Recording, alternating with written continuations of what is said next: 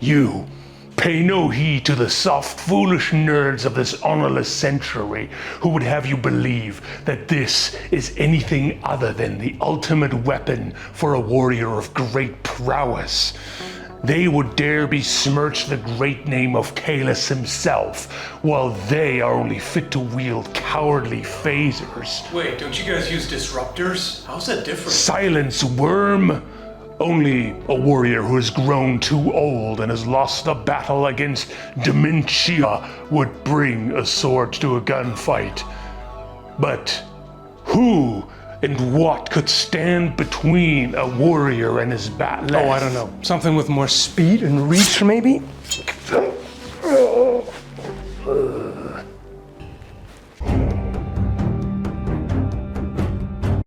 Having discussed the Klingon batleth on a theoretical level and proposed a more practical redesign, links to those videos down below if you haven't seen them yet, by the way, I think it's now time to go a little bit more hands-on. So I got this batleth trainer from Purpleheart Armoury. It's made of nylon, and it's a little bit larger than the original, but at the same time lighter, of course, which is somewhat appropriate overall, considering that frail humans do not have the same kind of strength that Klingons do to wield something as absurdly heavy as the batleth supposedly is. 5.3 kilos. That's more than this giant processional sword, which is over 2 meters long. Let's jump straight into the action and see how this design works in practical terms, at least while wielded by non-Klingons who are not well versed in its use. I sometimes call them space orcs, but culturally Klingons are really more like Vikings, minus the love for trade and exploration, I suppose.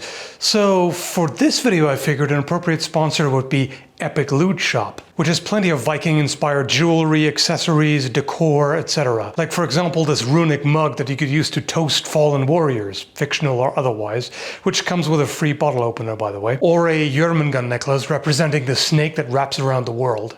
Or perhaps a vague Visir ring, in case you get lost on your way to Valhalla or Stovacor, same thing pretty much, which comes with a free necklace, and the purchase of any 2 stainless products does as well, by the way. So check out Epic Loot Shop, linked below. Today is a good day to die. petaQ!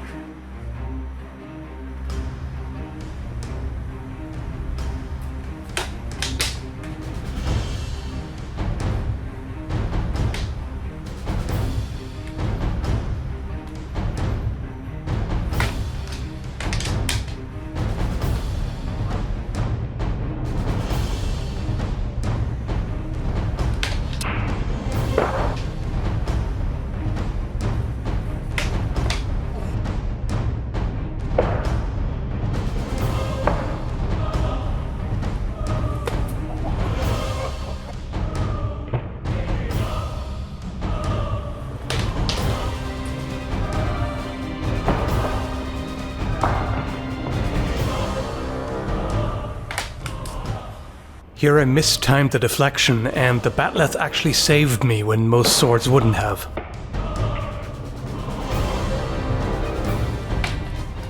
That was a proper false edge deflection.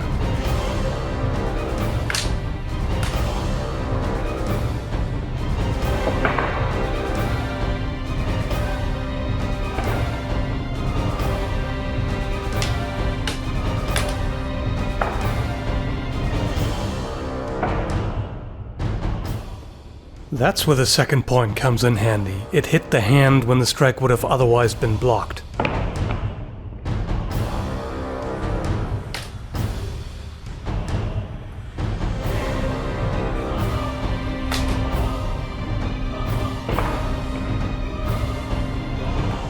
That's a sneaky one. Definitely not Klingon approved. This one's interesting. With a sword, I would not have counted that hit because it landed flat, but because it dug that point in, I think it would do enough damage.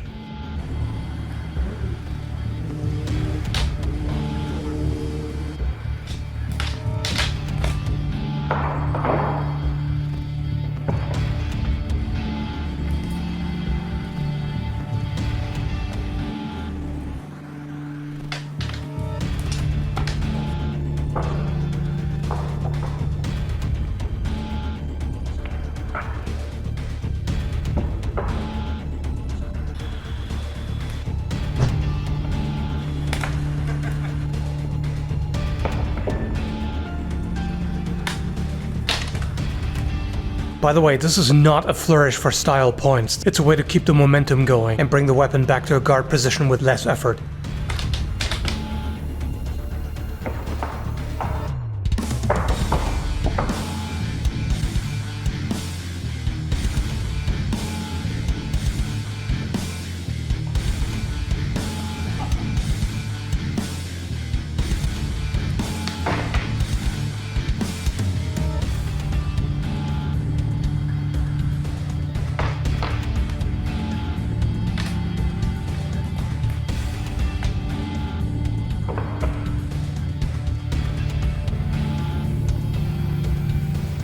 He would have gotten me with a leg cut if I hadn't controlled his head with my batleth.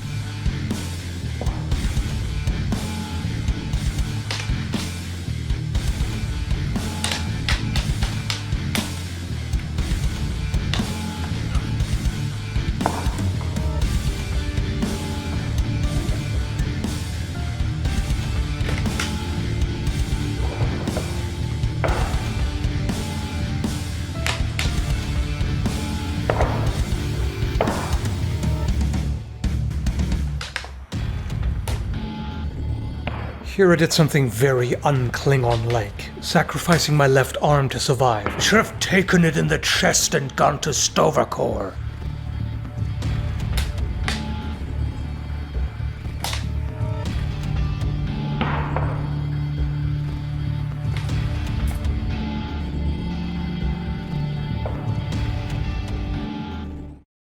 So, on the one hand, the batleth performed better than I would have expected. I mean, I wasn't overly skeptical. Against another batleth, it is quite a useful design. I appreciate the versatility.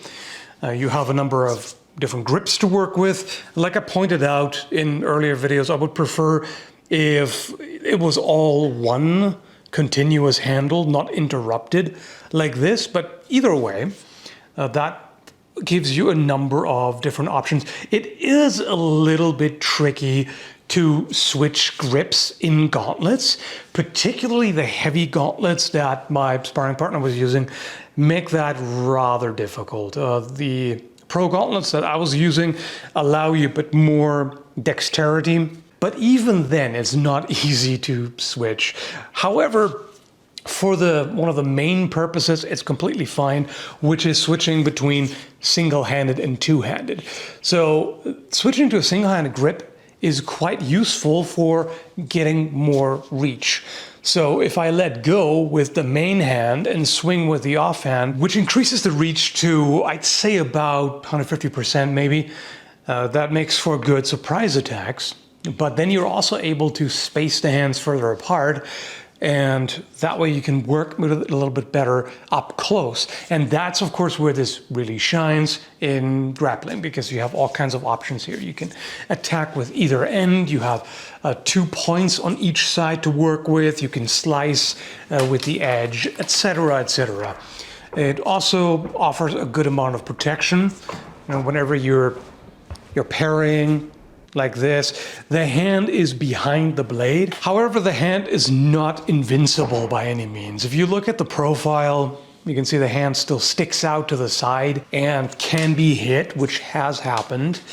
I'm assuming a Klingon would see deliberately targeting the hands as a cowardly move, perhaps.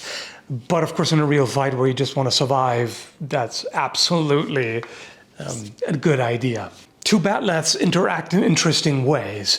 On the one hand, the design allows you to block and parry an opponent's batleth quite effectively. On the other hand, it kind of counters itself, so to speak, because the way it's forward curved, that actually allows you to get over the opponent's guard, or around the side perhaps. This can kind of sneak past the defense and get you anywhere. Not only do I like the style, which works quite well, it's a badass looking weapon, and it fits in this sort of scenario. You know, in a sci-fi world where you have basically space orcs who will use ranged weapons when they have to, but prefer to get up close and personal, be in your face with a melee weapon and gain honor that way. Why not something like this. It's not only unique and badass looking, it's also really quite functional for this purpose. Using confined space, clashing with your enemy so close you can smell his foul breath, things like that. That's not my style personally. I'm more used to longer weapons and moving back while you're being attacked so you can snipe the arms, which is just the safest thing you can do. With longswords, that's what keeps you alive.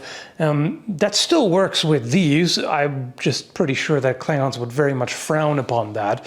A very big frown full of ridges. I would definitely say, and this was my suspicion to begin with, that this is not something that you should just discard as useless, impractical, whatever, nonsensical.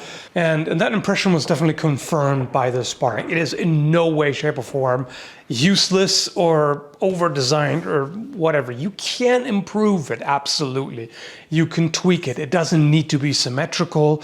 My suggestion for a redesign is not, but you also don't absolutely need to change it. Weight-wise, you can always tweak that by making it thinner and reshaping it a little bit here and there. Not terrible. Not terrible at all. By the way, if you want to give it a try yourself, I'm going to link Purpleheart Armoury down below. And they work quite well as trainers, but they do require pretty substantial protective gear because they hit hard.